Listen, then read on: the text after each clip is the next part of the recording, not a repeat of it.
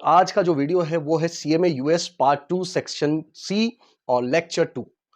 Video आपके लिए लेके आया हूं, थोड़ा डिले हो गया है, माफी चाहूंगा, लेकिन वीडियो को आप लोग शेयर नहीं कर रहे हो और ना ही चैनल को सब्सक्राइब कर रहे हो। ये जो चैनल है आप लोगों के लिए है दोस्तों, और ये जो वीडियो मैं बनाता हूं वो आपकी सुविधाओं के लिए बनाता हूं। तो चलिए आगे चलते हैं, देखते हैं सीएमए यूएस में क्या क्या पढ़ना है। ये लेक्चर आपको देने का मकसद ये की है कि जिससे आपको समझ में आए कि पढ़ाई कैसे होती है, क्या क्या चीजें हम पढ़ते हैं। ठीक है, तो कंटिन्यू करता हूं। तो अभी तक हम लोगों ने जो पढ़ लिया था वो 9 पॉइंट्स तक पढ़ लिया था। आज ये 10 पॉइंट्स हम पढ़ेंगे। क्वेश्चन क्या देके रखा है, क्वेश्चन एंड आंसर फॉर्मेट में हम लोगों ने देखा था पिछले लेक्चर को भी, तो इसको कंटिन्यू करेंगे। जिन्होंने पहला लेक्चर नहीं देखा है वो पहला लेक्चर भी देख लें और सेकंड लेक्चर को कंटिन्यू करें। How is the profit point calculated with percentage of sales requirement. अब देखो, परसेंटेज ऑफ सेल्स रिक्वायरमेंट की बात की गई है, तो सबसे पहली चीज आप ध्यान रखें हमेशा कि आपको फॉर्मूला याद करना पड़ेगा थोड़ा बहुत, और फॉर्मूला याद करना बहुत ही इजी है, बहुत ज्यादा टफ नहीं है। ठीक है, तो टारगेट वॉल्यूम अगर आपको चाहिए तो एक बात आप याद रखें, total fix cost divided by adjusted contribution margin per unit. जब आप वॉल्यूम की बात करते हैं, वॉल्यूम को हम डिनोट कर सकते हैं इन यूनिट्स, इसको हम यूनिट्स में भी डिनोट करते हैं। ठीक है, तो पर यूनिट के हिसाब से हमको निकालना पड़ेगा। अगर यूनिट निकालना है तो वॉल्यूम वाला निकालेंगे, और रेवेन्यू के बेसिस पे निकालना है तो हमको मार्जिन रेशियो चाहिए होगा। फॉर्मूला विल बी सेम, बस यहाँ पे चेंजेस क्या हो जाएंगे, यहाँ यूनिट का हो जाएगा जब वॉल्यूम की बात करेंगे, और जब रेवेन्यू की बात करेंगे तो हमें रेशियो निकालना होगा। क्लियर?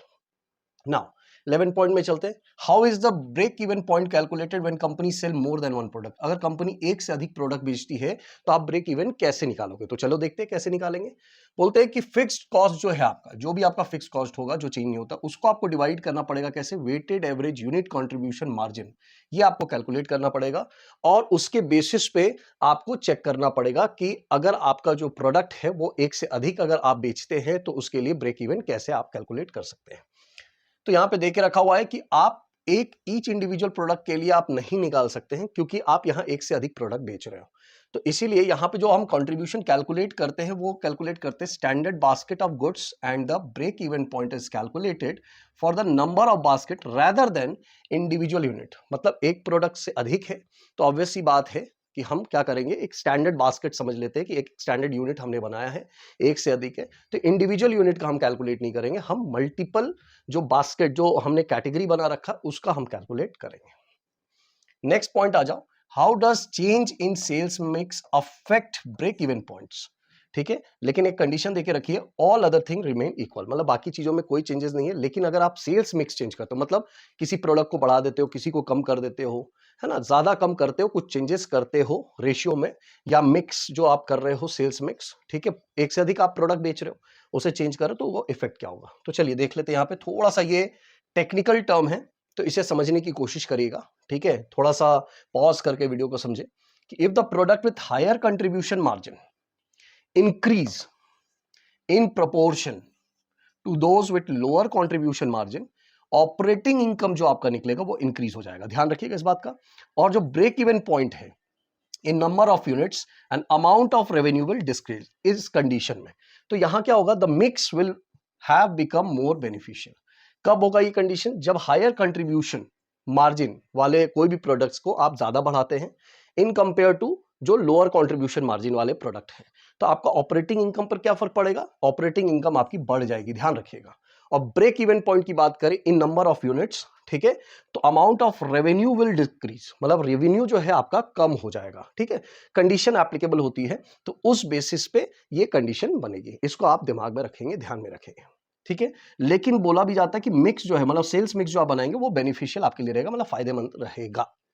नेक्स्ट पॉइंट बोला जाता है कि अगर if product with lower contribution margin increases in proportion to those with higher contribution margin, operating income यहां पे क्या हो जाएगा, ये देखो चेंज हो जाएगा, क्या होगा, will decrease and the break even point in number of units and revenue will increase. Reciprocal हो गया। Mix will have become less beneficial, मतलब यहां पे जो सेल्स मिक्स आप बनाएंगे वो लेस बेनिफिशियल रहेगा।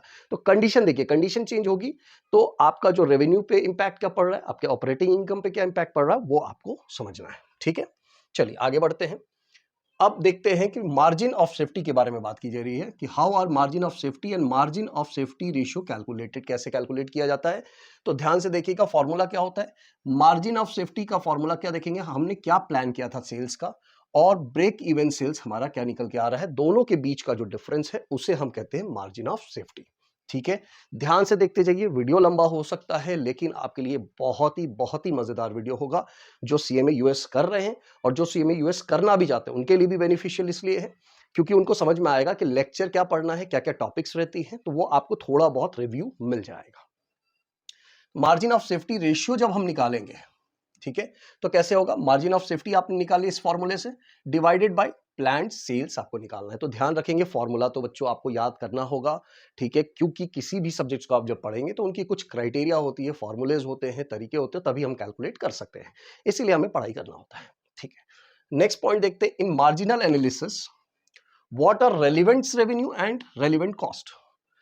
अब relevant revenue and revenue cost are those expected future revenue and cost that differ amongst alternatives. Only relevant revenue and cost need to be considered.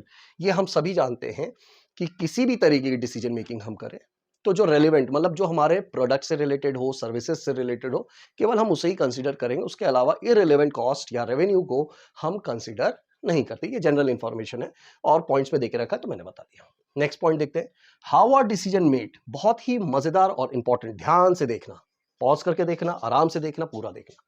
How are decision made when choosing between two cost option.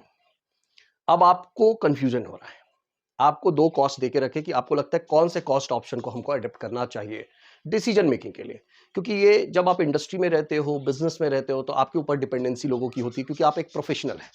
तो आपको पूछा जाएगा कि दो cost है, उसमें से कौन सा कॉस्ट हमारे लिए अच्छा होगा, कौन से कॉस्ट कम आएंगे, कौन सा ऑप्शन चूज करना चाहिए। तो कैसे निकालोगे, two cost formula are set equal to each other. The quantity that solve the equation is the break even quantity. If expected level of sales will be higher than the break-even quantity, company should select the option with more fixed cost. If expected level of sales will be lower than the break-even quantity, the company should select option with more variable cost. अब देखो यहां समझो क्या बोला जा रहा है कि दो कॉस्ट है, उसको हमको इक्वल करना है। इक्वल किसके साथ करना है, ब्रेक इवन के साथ करना है, क्वांटिटी के साथ करना है। तो पहला कंडीशन और ये दूसरा, बोलते हैं एक्सपेक्टेड लेवल ऑफ सेल्स अगर हायर है आपका, किससे, ब्रेक इवन क्वांटिटी से, तो कंपनी को क्या सेलेक्ट करना चाहिए, ऑप्शन जिसमें आपका ज्यादा से ज्यादा फिक्स कॉस्ट हो, पहला। दूसरा कंडीशन समझो, if expected level of sales will be lower than the break even quantity, मतलब एक्सपेक्टेड लेवल ऑफ सेल जो है वो कम है, जो हम एक्सपेक्ट कर रहे हैं वो ब्रेक इवन क्वांटिटी से कम निकला है, तो कंपनी को कौन सा ऑप्शन चूज करना चाहिए, जिसमें वेरिएबल कॉस्ट ज्यादा है। बस दो कंडीशन है, आ गया समझ में, ठीक है। नेक्स्ट 16 पॉइंट देखो, what are marginal revenue and marginal cost. Marginal revenue मतलब, ये आपने पहले भी पढ़ा है, मार्जिनल का मतलब क्या होता है, वन एडिशनल। मार्जिनल मतलब क्या होता है, वन एडिशनल, ठीक है। तो मार्जिनल रेवेन्यू की बात करें तो क्या बोला जा रहा है, marginal revenue is the revenue that is receive from selling one more unit. Marginal cost is cost incurred to produce one more unit, मतलब एडिशनल जो भी आपका कॉस्ट लग रहा है और उसको आप जब बेच रहे हो तो एडिशनल रेवेन्यू क्या आ रहा है। उसके बाद देखिएगा, व्हाट आर डिफरेंशियल कॉस्ट की बात की जा रही है, डिफरेंशियल रेवेन्यू एंड कॉस्ट की बात की गई है। Differential revenue and cost are those that differ between two alternatives, दो अल्टरनेटिव्स के बीच का जो डिफरेंस होता है उसे हम कहते हैं, ठीक है। नेक्स्ट पॉइंट देख लेते हैं, 18 point, what are incremental revenue and cost. मुझे मालूम है थोड़ा सा लगता है कि सर आप तो लेक्चर दे रहे हो, थोड़ा सा बोरिंग होता है, लेकिन बच्चों ये लेक्चर में दे रहा हूं, आपको लेक्चर बता रहा हूं सीएमए यूएस के रिलेटेड, तो उन बच्चों के लिए बहुत ज्यादा बेनिफिशियल है जो कर रहे हैं, और उन बच्चों के लिए बेनिफिशियल क्यों है जो नहीं कर रहे हैं, क्योंकि उनको ये समझ में आएगा कि हमें पढ़ना क्या क्या है, क्या हमने ऐसी कोई चीज पहले पढ़ी हुई है, ठीक है। तो उसमें कोई मजेदार इंटरटेनमेंट तो मैं दे नहीं रहा हूं जो आपके लिए थोड़ा सा लगेगा कि सर मजे आ रहे हैं, या मैं कोई रील्स नहीं बना रहा हूं। तो थोड़ा सा आपको पेशेंस रख के देखना पड़ेगा, और आप उसके बेसिस पे जज करें कि आपको लेक्चर समझ में ही नहीं आ रहा है या कितना समझ में आ रहा है, ठीक है। तो उसको और इंप्रोवाइज हम करेंगे जिससे कि आपको बेनिफिट मिल सके। एक लास्ट आवर में जब हम एग्जाम के लिए प्रिपेयर करते हैं, रिवीजन करते हैं, तो हम होल सिलेबस नहीं कर सकते, तो इस तरह की वीडियो को अगर आप फास्ट फॉरवर्ड करके आप देखोगे तो आपको मजा आ जाएगा, एक तरीके का रिवीजन वीडियो हो गया ये। तो चलिए आगे बढ़ते हैं, what are incremental revenue and cost. तो incremental revenue and cost are incurred additionally as a result of an activity. Incremental मतलब ज्यादा, जब हम एक्स्ट्रा कोई काम करते हैं। What is sunk cost. The cost for which money has already been spent and can not be recovered, जिसके लिए पैसे हमने खर्च कर दिए और उसको हम रिकवर नहीं कर सकते हैं, ठीक है। Sunk costs are not relevant to decision making because they are past cost that cannot be changed, ठीक है। नॉट रिलेवेंट क्यों है? क्योंकि इस पे हम खर्च कर चुके हैं और इसको हम चेंज नहीं कर सकते हैं। जिसे चेंज नहीं कर सकते उसके बारे में बात ही क्या करना है। चलिए 28th पॉइंट देखते हैं। How is maximum price to pay in market pay in make और बाय डिसीजन कैलकुलेटेड। ये बहुत ही मजेदार है कि आपको खुद से प्रोडक्ट बनाना चाहिए, खुद से आप बनाएंगे या आप खरीद के और फिर बेचेंगे। ये बहुत ही मजेदार जो चीज है वो है आपके लिए। और ये अगर आप इंडिविजुअल भी है ना, तो जब आप बिजनेस करते हो या कोई व्यापार करते हो या कुछ भी करते हो तो उसमें आपको जरूरत पड़ती है। तो कैसे कैलकुलेट करोगे? Total internal production cost minus unavoidable fixed and variable cost. Unavoidable जिसको आप अवॉइड नहीं कर सकते हो, उसको आपको क्या करना पड़ेगा? टोटल इंटरनल प्रोडक्शन कॉस्ट में से माइनस करना पड़ेगा और डिवाइड करना पड़ेगा किससे? मैक्सिमम प्राइस टू पे।